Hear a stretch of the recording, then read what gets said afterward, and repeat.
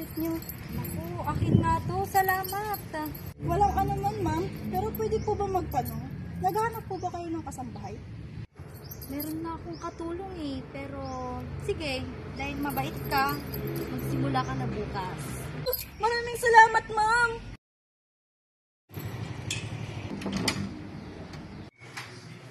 Good morning, ma'am. Eh, ikaw pala, pasok ka. Buka muna dito.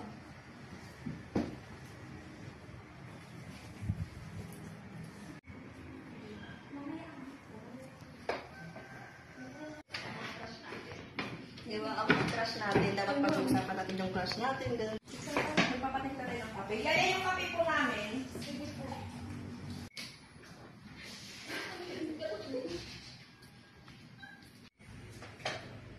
Ito na po, man. Thank you po. Bukas na lang yun. Sige, bye.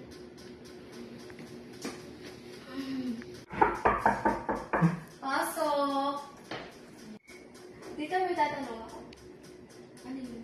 Sino yung nakaupo dun kanina? Kinuha ko yun, bagong katulong. Ah, sige po, tita. Thank you.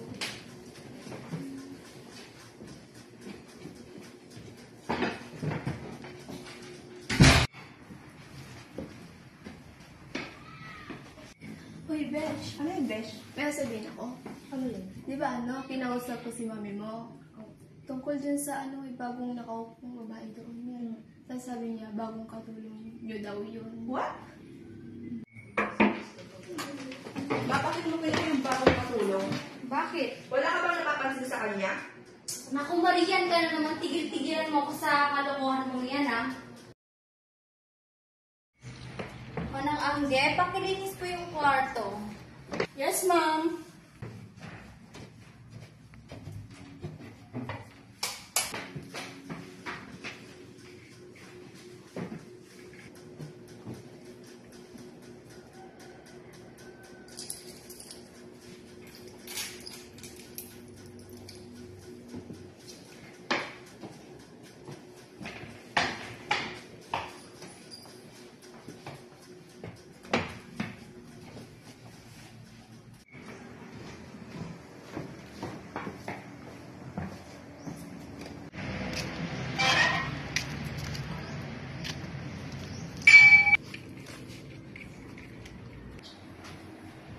Good afternoon, ma'am.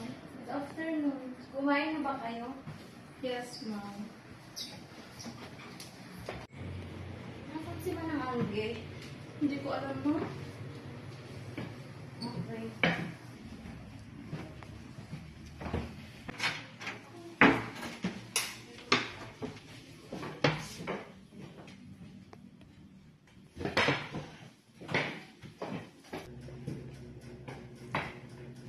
Nasaan yung mga alahas ko dito?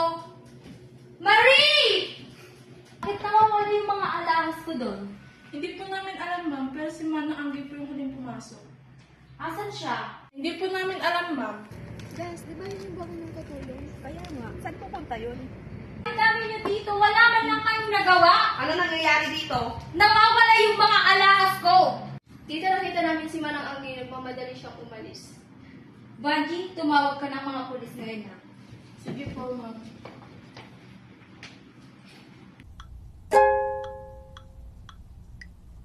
Thank you.